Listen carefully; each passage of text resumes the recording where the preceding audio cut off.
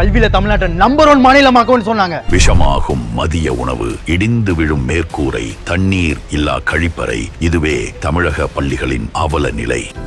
இந்த நிலை மாறிட வாக்களியுங்கள் தாமரை சின்னத்திற்கு. ஃப்ரெண்ட்வுட்ஸ் நேயர்களுக்கு வணக்கம். விஜயை குறைச்சி எடை போடுறதீங்க. திமுக விஜயை குறைச்சி எடை போடுதுன்னு நான் நினைக்கிறேன். விஜய் ஒரு பெரிய அதிர்வலையில தமிழ்நாட்டு அரசியலை ஏற்படுத்த போறாரு. விஜய் பிரிக்க போகிற வாக்கு திமுகவின் வெற்றியை கூட பறிக்கலாம் அப்படின்னு ஒரு அதிரடியை கிளப்பியிருக்காங்க.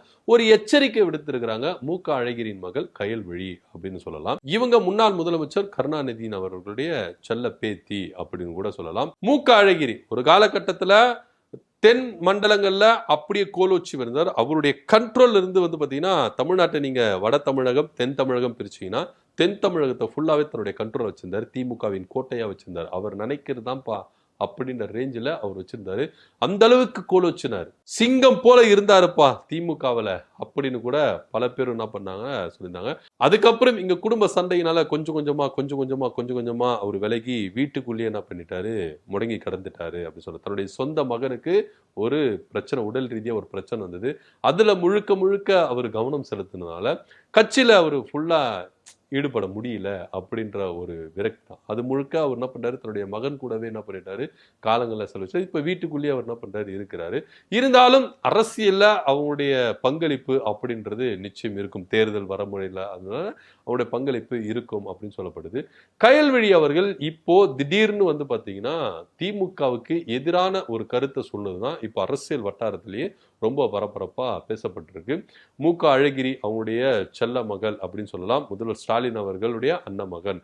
திமுகவினுடைய ரத்தம், அவங்களுடைய ரத்தம் பார்த்தீங்கன்னா திமுகவுடைய ரத்தம். ஐயா கருணாநிதி அவர்களுடைய குடும்பம் நீங்க எடுத்துக்கிட்டீங்கன்னா அரசியல்ல எந்த அளவுக்கு கோலோச்சி இருக்கிறாங்க அப்படின்றத நம்ம எல்லாருமே பார்க்க வேண்டிய ஒரு விஷயமா தான் இருக்கு. அப்படி இருக்கும் பொழுது நான் திமுகவுக்கு எதிராக பேசல, ஆனா நடக்க போற உண்மையை கலை யதார்த்தத்தை நான் சொல்றேன். நான் என்னைக்கும் திமுகவுக்கு எதிரானவர்கள் இல்லை அப்படின்றதையும் கயல்விழி அவங்க என்ன பண்றாங்க, பதிவு பண்றாங்க. ஆனா விஜயை சாதாரணமா எடை போட வேண்டாம்.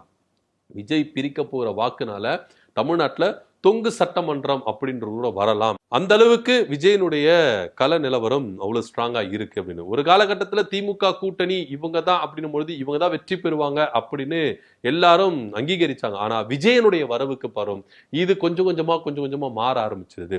இப்போ திமுக விஜய குறைச்சி எடை போடுறாங்க, அது தவறு அப்படின்றத கருத்து என்ன பண்றாங்க, முன் வச்சிருக்காங்க. சோ விஜயை நீங்க இப்படி குறைச்சி எடை போடுறதுனால உங்க வெற்றி வாய்ப்பை நீங்க என்ன பண்ண போறீங்க, இழக்க போறீங்க. ஏன்னா விஜய் பிரிக்க போற வாக்கு திமுகவின் வெற்றி வாய்ப்பை கூட இழக்க நேரிக்கும். இங்க தொங்கு சட்டமன்றம் வரும். தொங்கு சட்டமன்றம் வந்துருச்சுன்னா ராம்தாஸ் அத்வாலே சொல்ற மாதிரி இங்க விஜய் பாஜகவுக்கு ஆதரவு கொடுப்பாரு. அப்போ இங்க திமுக ஆட்சி விட்டுடும். சோ திமுக சில விஷயங்களை என்ன பண்ணணும் சொல்றது, சித்தப்பா ஸ்டாலின் அவர்கள் பல விஷயங்களை கையாண்டு இருக்கணும். அப்பாவை யூஸ் பண்ணியிருந்திருக்கலாம், பல சீனியர்களை யூஸ் பண்ணியிருந்திருக்கலாம். ஆனா இன்னைக்கு அப்பாவை யூஸ் பண்ணாம பல சீனியர்களை யூஸ் பண்ணாம சித்தப்பா என்ன பண்றாரு, செயல்படுறாரு. இது திமுகவுக்கு ஒரு பெரிய பின்னடைவா இருக்கும். அப்பா போன்றவர்கள்லாம் எந்த அளவுக்கு அரசியல்ல ஞானியா இருந்திருக்கிறாங்க, தென் மண்டலங்கள்ல எந்த அளவுக்கு அப்பாவுடைய பங்களிப்பு இருந்திருக்கு. ஸோ இதெல்லாம் சித்தப்பா என்ன பண்ணிருக்கணும், கொஞ்சம் நினைச்சு பார்த்து இருந்தாருன்னா இந்த விஷயங்கள்லாம் இவ்வளவு நடந்திருக்காது. விஜயும் இந்த அளவுக்கு ஸ்ட்ராங்கா இருந்திருக்க மாட்டாரு அப்படின்னு சொல்றாங்க. ஸோ இது எதை காட்டுது அப்படின்னு பாத்தீங்கன்னா தென் மாவட்டங்கள், குறிப்பா மதுரை மாவட்டத்துல அழகிரியுடைய பிரசன்ஸ் பாத்தீங்கன்னா பயங்கரமா இருந்ததுங்க. அவரு இந்த அளவுக்கு கோலோச்சி இருந்தாரு. இன்னைக்கு மதுரை மாவட்டத்துல திமுக பல இடங்கள்ல தோல்வி அடையும், அந்த இடத்த தமிழக வெற்றி கழகம் கைப்பிடிக்கும் அப்படின்னு பேசப்படுற ஒரு விஷயமா தான் இங்க பார்க்க வேண்டியதா இருக்கு. சொந்த குடும்பத்திலிருந்தே ஒருத்தரவங்க திமுகவுக்கு எதிராக எழும்பி நிக்கிறாங்கன்னா இது கொஞ்சம் உற்று நோக்கி பார்க்க வேண்டிய ஒரு அரசியல தான் இருக்குது அப்படின்னு பார்க்கலாம். பல பேர் என்ன சொல்றாங்க அப்படின்னு பாத்தீங்கன்னா திமுகவுல ஒதுங்கி இருந்த இந்த குடும்பம் இப்போ தமிழக வெற்றி கழகத்துல இணைந்து செயல்பட போறாங்களா கயல்விழி அப்படின்னு இங்க பார்க்க வேண்டியதா ஒரு விஷயமா இருக்கு. அவங்க ரொம்ப தெளிவா சொல்லிட்டாங்க, நான் திமுகவுக்கு எதிரானவள் அல்ல, நான் திமுகவின் குடும்பம். ஆனா விஜய லேஸ் பட்டில் நீங்க நினைக்காதீங்க, அவரை குறைச்சி எடை போடாதீங்க. அவரு வாக்குகளை பிரிப்பாரு. இந்த வாக்கு பிரியிறது எல்லாமே பாஜகவுக்கோ அதிமுகவுக்கோ பாதகத்தை ஏற்படுத்தாது, திமுகவை தான் ஏற்படுத்தும். ஸோ அதனால இது போல பல சீனியர்கள் என்ன பண்றாங்க, விரக்தியில இருக்கிறாங்க, அதிருப்தியில இருக்கிறாங்க. அப்பா போன்றவர்கள்லாம் அவங்களெல்லாம் ஆலோசிச்சு என்ன பண்ணிருக்கணும், சித்தப்பா வந்து செஞ்சிருக்கணும். ஒருவேளை இதை செஞ்சிருந்தாங்கன்னா இப்போ விஜய் வந்து அவ்வளவு பெருசா எடுத்துட்டு போட்டாங்க. அவங்க வந்து ஒருவேளை அவங்க மதுரை கள நிலவரத்தை வச்சு அவங்க பேசுறாங்களா அப்படின்னு நம்மளுக்கு தெரியல. ஆனா இருந்தாலும் திமுகவின் குடும்பத்திலிருந்து ஒருத்தருவங்க இது மாதிரி பேசும்பொழுது கொஞ்சம் உன்னிப்பா தான் கவனிக்க வேண்டிய ஒரு விஷயமா தான் இருக்கு. ஆனா அந்த அளவுக்கு விஜய் வந்து ஒரு பாதிப்பை ஏற்படுத்துவாரா அப்படின்னு பலரும் இங்க கேட்கிற ஒரு கேள்விதான் இருக்கு.